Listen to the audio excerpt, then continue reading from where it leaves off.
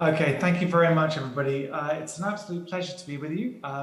Obviously, I wish very much that I was with you in person. Let's get that out of the way first. I came to Australia to do some marketing workshops a few years ago, and it was one of the most fantastic things I've ever done in my entire career. And don't tell Sydney and Brisbane, but Melbourne was my favourite.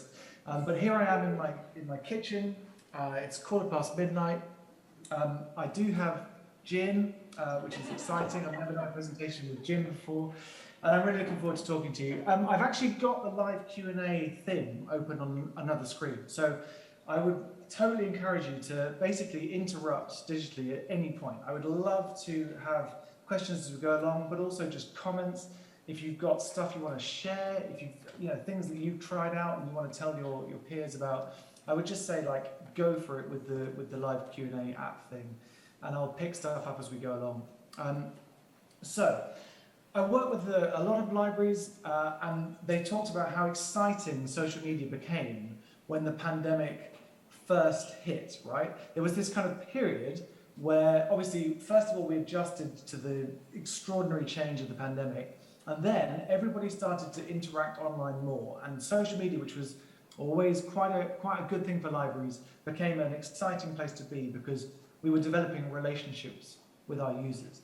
And then, maybe in the last 6 months or so, a lot of libraries have said that that's kind of dropped off a little bit. Like they don't quite feel the same level of connection with the audience that they did when we were really in the first year or so of COVID.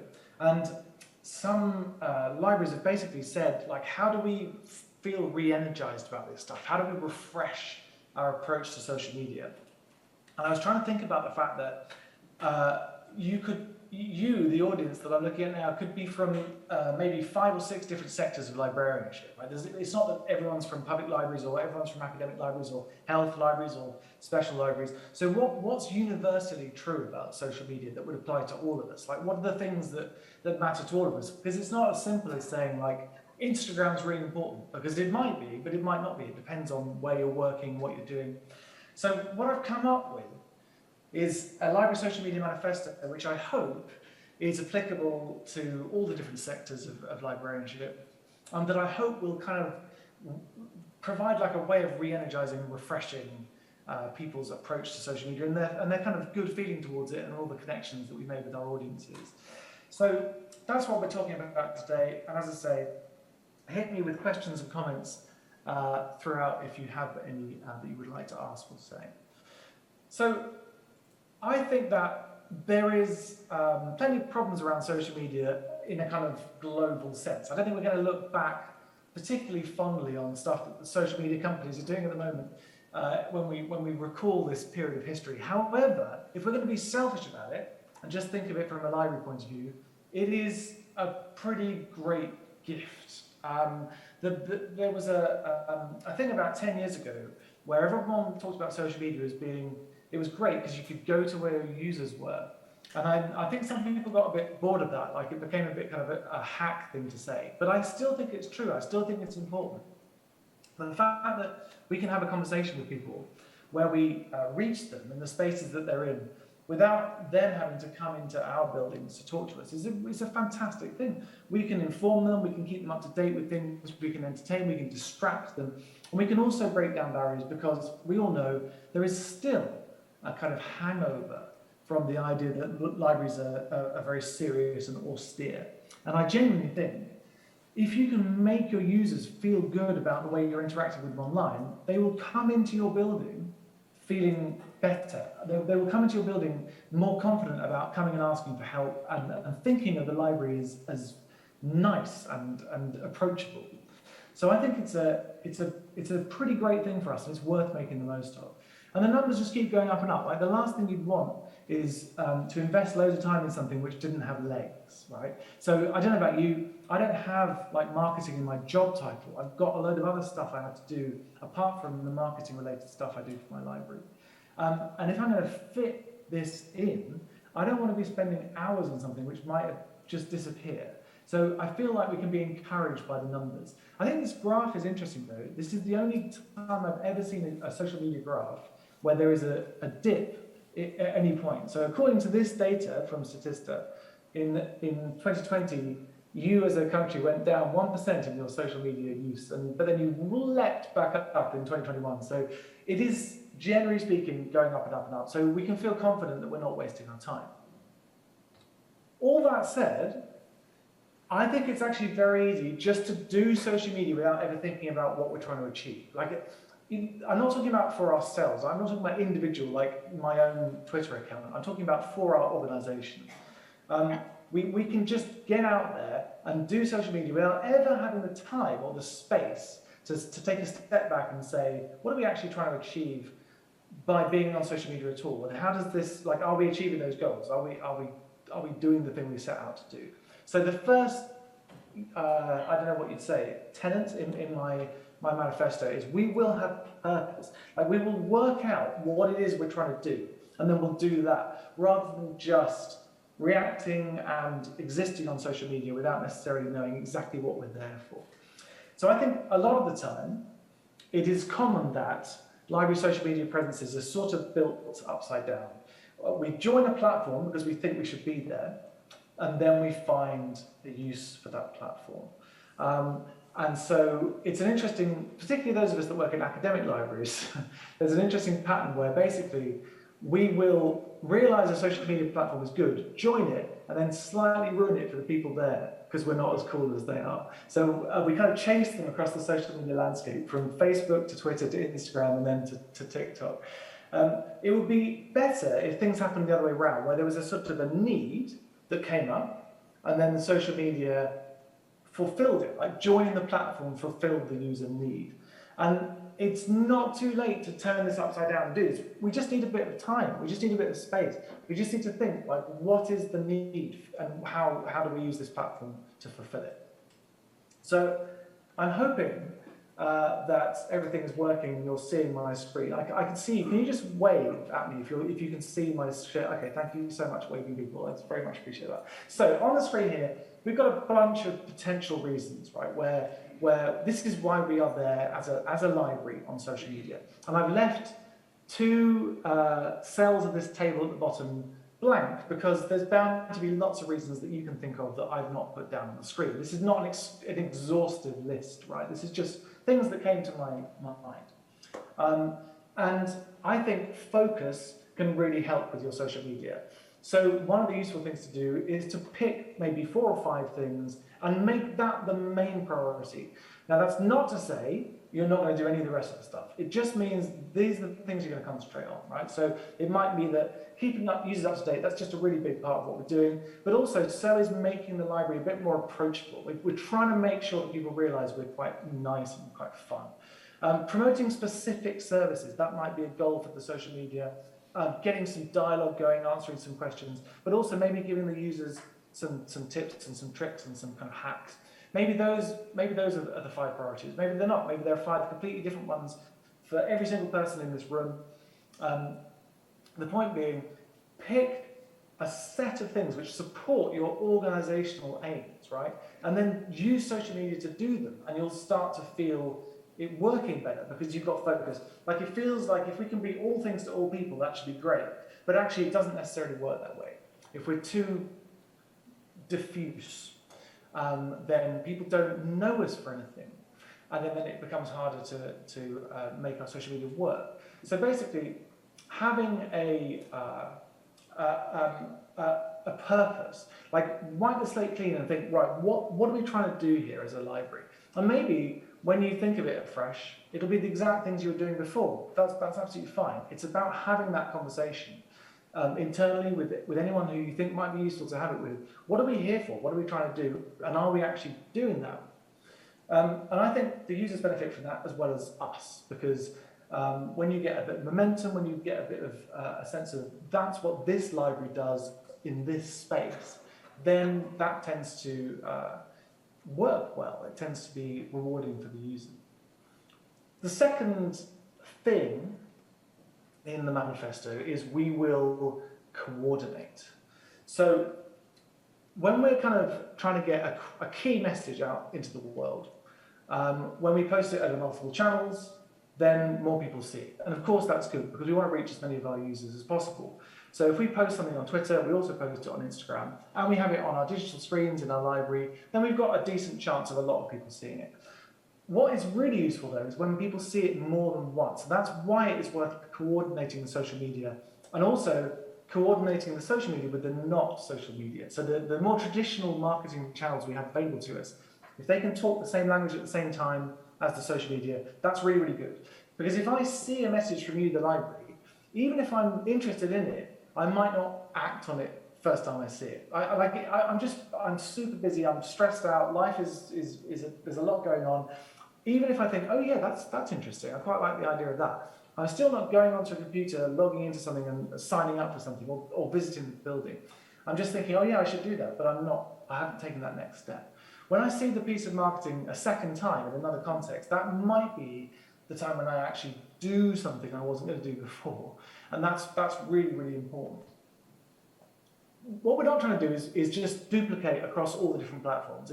So, if I'm looking at your Facebook page and your Twitter page, I don't necessarily want to see the exact same thing as a user on both. But I want the key messages there, but we might tailor them, we might adapt them for the different platforms. So what we're trying to do is not this kind of like every single egg is the same. They feel all of a piece, but they are tailored, right? There's a sense of like, this is for this, whereas that is for that. And then your audience feel like you're speaking to them. It feels personal, it feels more of a connection. Lots of our communities are on different social media platforms.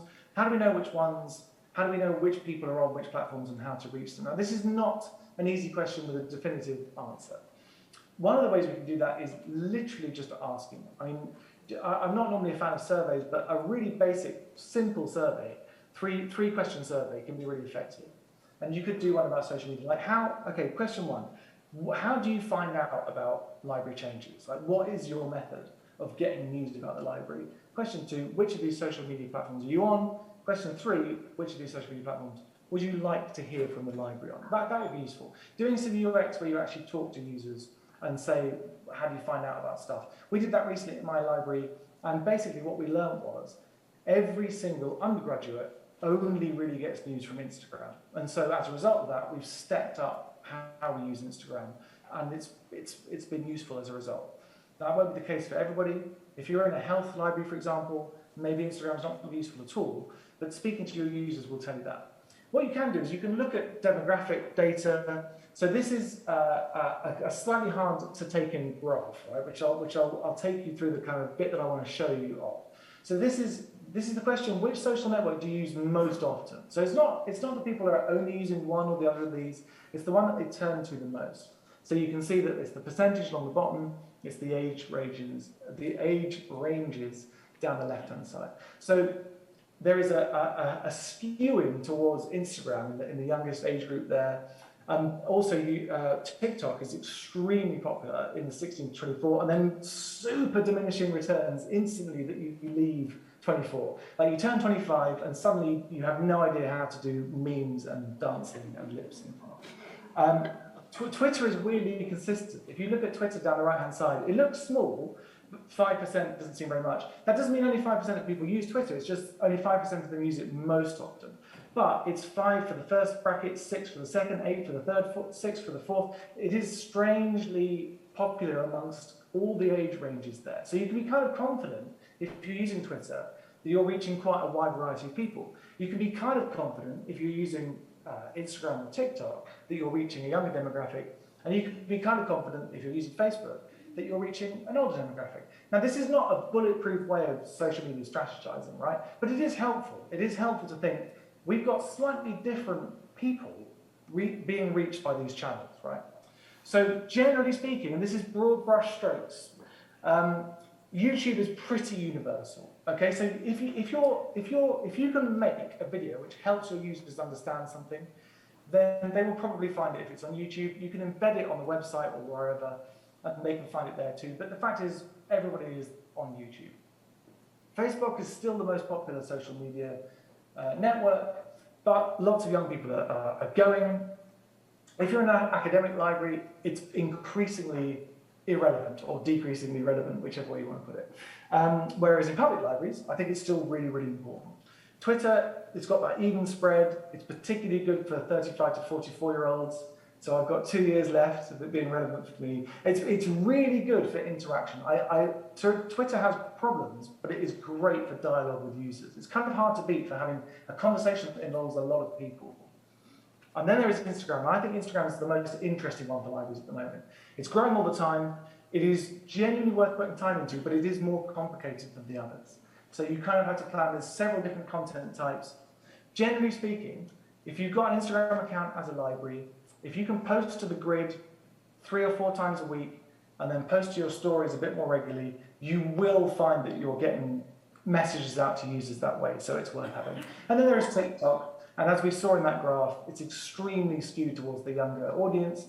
I think it's pretty hard to do TikTok well without appearing on camera, and I don't want to do that. I do not want to be the person who is in shots on my library social media, and nor do I want to ask anybody else to do it either. So I don't have TikTok for my library. We've got the name just so no one else can steal it, but I'm not using it. I think I need a really good use case to split my time even further, because one of the things that's really useful about social media is not spreading yourself too thin. If you do want some inspiration, Toon Libraries is a really good account to have a look at. So strategize. We've only got so much time. How do we use it? What platform needs more of your time? What is your strategic priority? What are the demographics that you really want to engage, and can you use the platform more that engages with that? And it might be that your biggest audience is older, but you're already doing really well with them. So maybe you want to use another platform that skews younger, because then you can make the most actual gains happen. It might be that your Facebook or your Twitter has been going for such a long time. It's really, really fine. It's fine. So maybe we can invest a higher percentage of our time in Instagram instead. Now, everyone is different. I'm not saying stop doing one and just do the other, but we can tweak things and make the most strategic impact with the social media. And you could also say, going back to our list of our top 5 aims, maybe like Twitter's good for these ones, Facebook is good for that one, and also along with Twitter it's good for that, Instagram's more about those, YouTube's more for this. You can start to think about, this is what coordination is. It's thinking, what do we achieve with these platforms? And then how do we go about achieving it? Incidentally, if you're, yes, that's a great question, Amy. So do you use social media in tandem with older forms of communication like email? Absolutely, yes, and even posters. But it's hard, so you have to have the left arm knowing what the right arm's doing. And there is a lot of lead-in time with like a big email that's going out to a huge group of users, or especially like posters that literally have to be printed. Sometimes you have to hold back the social media to coincide with the traditional media so that it goes out at the same time. But it is worth it, because then people see that maybe a second or a third time, and they get that significant, oh yeah, I was going to do that, now I actually will do it. If you're looking at the social media, and you're looking at the channels that you're on, and one of them stands out as, I'm not sure this is actually doing any of those aims, I don't think it's doing anything, then do not be afraid to kill social media accounts. This is the nicest picture of killing I could find in stock. So it's okay to get rid of stuff. We've only got so much time. We're busy people. I know this sounds ridiculous, but just the emotional energy that it frees up to get rid of the social media account for your library will make the other social media better. So if it's not working for you, if it's no longer playing a role that your users are finding useful, just ditch it. Just don't be afraid to ditch it. I don't know if you've noticed, but behind each of my manifesto points, there's a Melbourne-related picture, or just a picture of Melbourne. This is the one that works best as a visual metaphor, I think. Showing personality. This piece of art in the background, there will be some people who go, they just kind of would dismiss it or say, I don't like that, or why have they done that, right? And that is a risk of having some personality, is that someone will say, oh, I don't like that. But the fact is, this piece of art will make a connection with a lot of other people.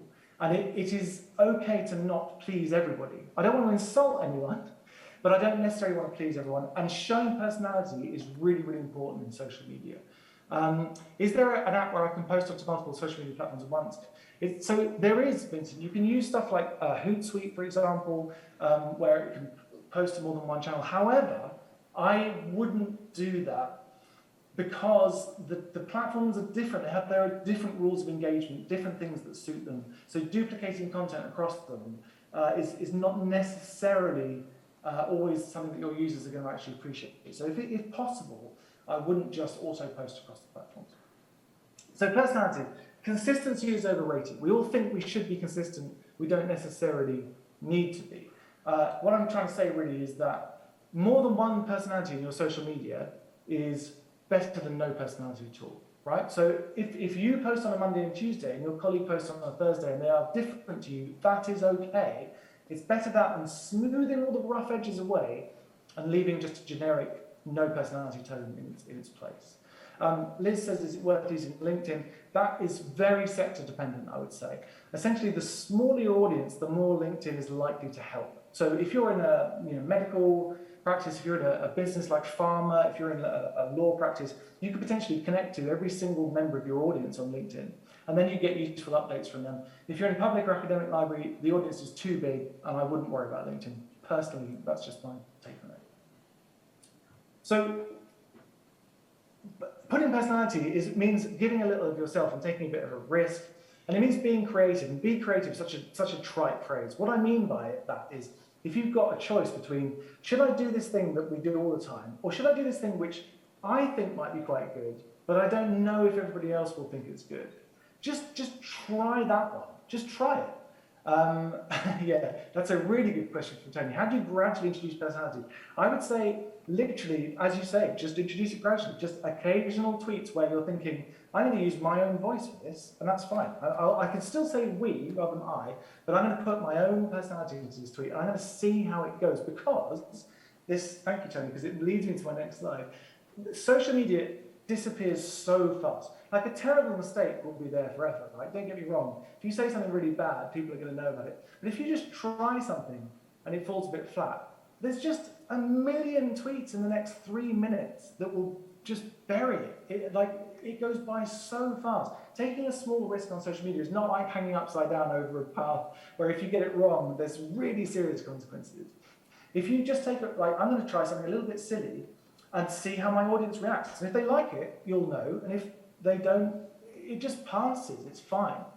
So I think it's worth taking a bit of risk, putting some personality in. There's no ideal level of formality because it changes across the sectors. But I really, really do want all of our social media just to be friendly above all else. So the way that I approach it in my context is we still spell things right, we still capitalize stuff. That's how we retain our credibility. But the way we talk, the voice is very, very informal, very personal, and basically exactly like I would try to address someone face to face. So that's the balance that I think works well. Here's a little unscientific study of popular social media posts from Library. Sometimes it's just about taking the chance for levity when it falls into your lap. So this was a tweet from my colleague Alice. Someone handed in a bra at the help desk. Now, she could have just tweeted, somebody's handed in a bra, but she really went for it with the puns, and it went down really well. And for a while, this was like the most popular tweet we'd ever sent. If you're not familiar with Orkney Library, they are a tiny, tiny library in Scotland who had the best library Twitter account of all time. And this was the culmination of an extremely long and tortuous thread, which was all building up to a pun based on a song, and people lost their minds. They absolutely loved it. This is the Bodleian Libraries in Oxford, which I really like this. It's not a beautiful day. Spend all of it indoors in the libraries in the dark.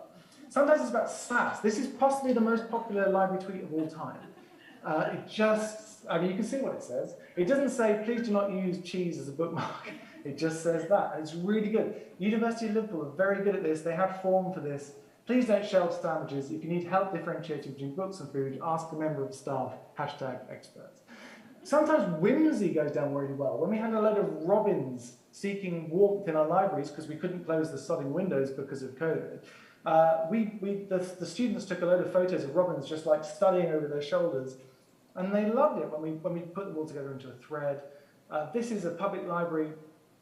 I think this is just 4 books returned in the order that they returned them in there, but it reads like some kind of Nordic poetry from the 12th century. I would read the rest of that volume. I normally shy away from the shushing trope that Cardiff really knocked out of the park with this when lockdown started. If you need a personalised shush, please reply here. So sometimes whimsy can work really well. This is a University of Florida library. They had a dog with a GoPro that just went around the library being petted by people. And it is just, and occasionally it says like, oh, person and stuff on the screen, and people will love that as well. Now, these are all fairly kind of viral. Virality is not the aim. I would never sit down and go, ooh, I must write a viral tweet. It's just about engaging your community. And when you use either sincerity or humor or sass or whimsy or just making the most of stuff when it happens, that's when people talk about it to their peers. And sometimes they talk about it to lots of their peers, and that's great. But that's not the aim. We just want to engage. Number 4 out of 5, we will empathize. We want to put ourselves in our audience's shoes. So some useful questions to ask. So what? Would I act on this if this was the only information I had? Like if I wasn't a librarian, you knew why this was useful. Would this persuade me to change my behavior to do something I wasn't going to do before? That is a hard question to ask yourself. So empathetic libraries that put themselves in the shoes of the audience, they use calls to action. So don't just say this is good, but tell people what to do next. Reserve your place is better than find out more, right? Tell them something really exciting. Frame messages in terms of the benefits. We so often talk about the features without talking about the benefits. Find a job that makes you happy is better than we have resources for job seekers. Because finding the job is the benefit. Resources are the feature. Focus on feelings rather than function if you can. So that new book feeling is an emotional connection that we have, whereas search our catalogue to find thousands of books is not. Don't duplicate the messages. Adapt your messages across the different social media platforms. So, use Instagram stories for news and pictures of words, but don't put that on the grid because it doesn't work for the grid. Just use arresting images on the grid. And fundamentally, empathetic libraries learn from their users. Like, you do not have to be an expert in analytics to learn stuff from what your community likes. They will show you what they like. The key is to do more of what they like. So, I've got 2 minutes left. I'm going to say my last thing, which is we will analyze. We will learn from our users, and you do not need to compare yourself to other libraries, by the way. It doesn't matter how much engagement another library's got on social media or any other kind of account. What matters is, how does this compare with the rest of your social media? How does it compare with the other ways that you communicate?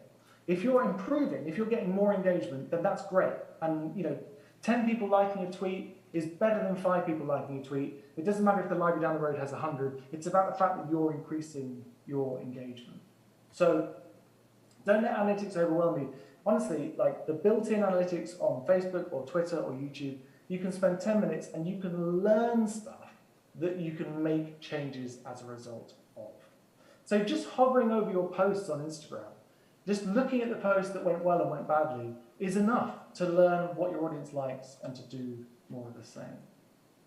So, in summary, we will have purpose, we will coordinate, we will show some personality, we will empathize with our audience, and we will analyze what goes well and do more of it, and what goes not so well and do less of that. And I genuinely think I spend a lot of time doing this social media stuff. If we do this, we're going to feel energized, we're going to feel like we've got it going on, and our audience is going to respond positively to it as well. So that's my take on it. Thank you very, very much for having me. Thank you very much for listening. And thank you for your questions as well. And I will hand back to Alan now. But yeah, thank you and enjoy the rest of the conference.